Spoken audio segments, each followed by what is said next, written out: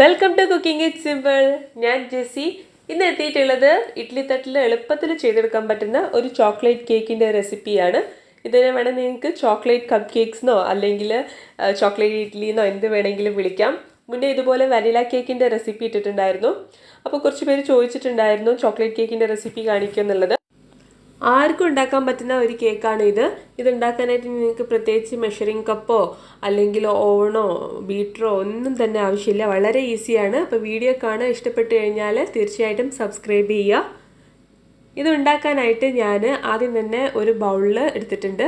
അതുപോലെ തന്നെ ഒരു വലിയ സ്പൂൺ എടുത്തിട്ടുണ്ട്. ടേബിൾ സ്പൂണാണ്. ഈ ഒരു സ്പൂൺ ഉപയോഗിച്ചിട്ടാണ് നമ്മളിത് ഫുള്ള് മെഷർ ചെയ്യാനായിട്ട് പോകുന്നത്.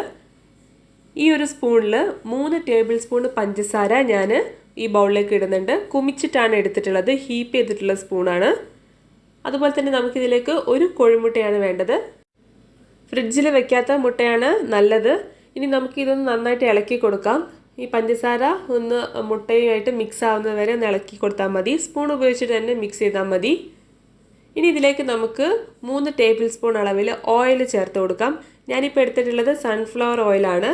നിങ്ങൾക്ക് ഫ്ലേവർ ഇല്ലാത്ത ഏതൊരു വെജിറ്റബിൾ ഓയിലും ചേർക്കാം. വെളിച്ചെണ്ണ ഒന്നും ചേർക്കരുത്. ചേർത്ത് കഴിഞ്ഞാൽ വെളിച്ചെണ്ണയുടെ ടേസ്റ്റ് വരും, അതാണ്. ഇനി നമുക്കിതിലേക്ക് മൈദ ഇട്ട് കൊടുക്കാം. ഞാനിപ്പോൾ ഈ ഒരു ടേബിൾ സ്പൂൺ തന്നെ 5 ടേബിൾ സ്പൂൺ മൈദയാണ് ഇട്ട് കൊടുക്കുന്നത്. അതേ ടേബിൾ സ്പൂൺ അളവ് തന്നെ 1 ടേബിൾ സ്പൂൺ കൊക്കോ പൗഡർ നമുക്ക് ഇട്ട് കൊടുക്കാം. ഇതൊക്കെ ഞാൻ ഹീപ്ഡ് സ്പൂണാണ്, അതായത് കുമിച്ചിട്ടുള്ള സ്പൂണാണ് എടുത്തിട്ടുള്ളത്. ഇനി അതേ സ്പൂൺ അളവ് തന്നെ നമുക്ക് ഒരു 1/4 ടേബിൾ സ്പൂൺ ബേക്കിംഗ് പൗഡറും ബേക്കിംഗ് സോഡയും ഇട്ട് കൊടുക്കാം. ഇത് രണ്ടും നമുക്ക് വളരെ കുറച്ച് ആവശ്യമായിട്ട് വരുന്നുള്ളൂ, ഒരുപാടൊന്നും ചേർക്കരുത്. അതിനുശേഷം നമുക്കിതൊന്ന് മിക്സ് ആയിട്ട് എടുക്കാം. നന്നായിട്ടൊന്ന് മിക്സ് ചെയ്തിട്ട് എടുക്കാം. നിങ്ങൾക്ക് വേണമെന്നുണ്ടെങ്കിൽ മൈദയും കൊക്കോ പൗഡറൊക്കെ ഒന്ന് അരിപ്പയിലൂടെ അരിച്ചെടുക്കുന്നത് നന്നായിരിക്കും. അപ്പോൾ എളുപ്പത്തിൽ തന്നെ കട്ടയില്ലാതെ മിക്സായി കിട്ടും.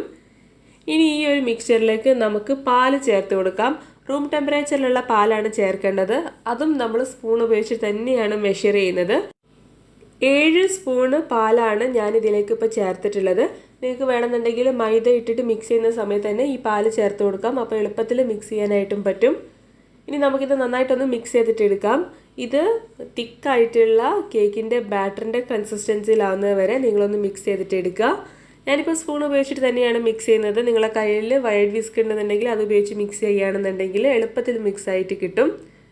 അപ്പോൾ അതാ നമ്മുടെ ബാറ്റർ ഓൾമോസ്റ്റ് റെഡി ആയിട്ടുണ്ട്. ഈ ഒരു പാകത്തിലാണ് ബാറ്റർ ഉണ്ടാവുക. ഇനി നമുക്ക് ഇഡ്ഡലിയുടെ തട്ട് പ്രിപ്പയർ ചെയ്യാം.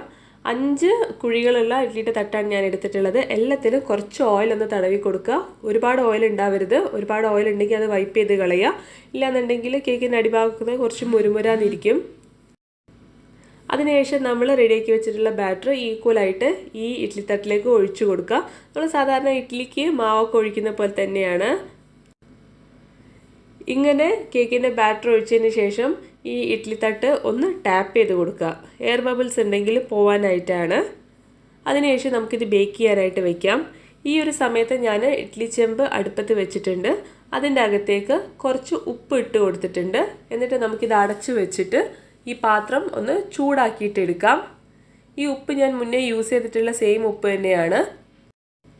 ഇത് നിങ്ങൾക്ക് വീണ്ടും വീണ്ടും യൂസ് ചെയ്യാം, ഒരു കുഴപ്പമില്ല. അപ്പം ഞാനിതാ ഈ പാത്രം ഒന്ന് അടച്ചു വെച്ചിട്ട് ചൂടാക്കിയിട്ട് എടുത്തിട്ടുണ്ട്. ഇപ്പോൾ പാത്രം ചൂടായിട്ടുണ്ട്. ഇനി നമ്മൾ റെഡിയാക്കി വെച്ചിട്ടുള്ള ഇഡ്ഡലി തട്ട് ഇതിലേക്ക് ഇറക്കി വെച്ച് കൊടുക്കുക.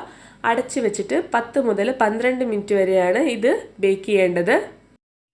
ഫ്ലെയിം ചെറുതായി തന്നെ വെച്ചാൽ മതി. നോബ് താഴോട്ടേക്ക് ആക്കിയിട്ട് ലോ ഫ്ലെയിമിൽ വെച്ചിട്ട് കുക്ക് ചെയ്യുക. 10 മുതൽ 12 മിനിറ്റ് കഴിഞ്ഞ് കഴിഞ്ഞാൽ ഇതാ നമ്മുടെ കേക്കൊക്കെ നല്ല അസലായിട്ട് ബേക്കായി വന്നിട്ടുണ്ട്. ഒരു ടൂത്ത് പിക്ക് എടുത്തിട്ട് കുത്തി നോക്കുക. അപ്പോൾ ക്ലീൻ ആയിട്ട് വരുന്നുണ്ടെങ്കിൽ കേക്ക് ബേക്കായി എന്നാണ് അർത്ഥം. അതിനുശേഷം നമുക്ക് ഇത് ചൂട് തടയാനായിട്ട് മാറ്റി വയ്ക്കാം.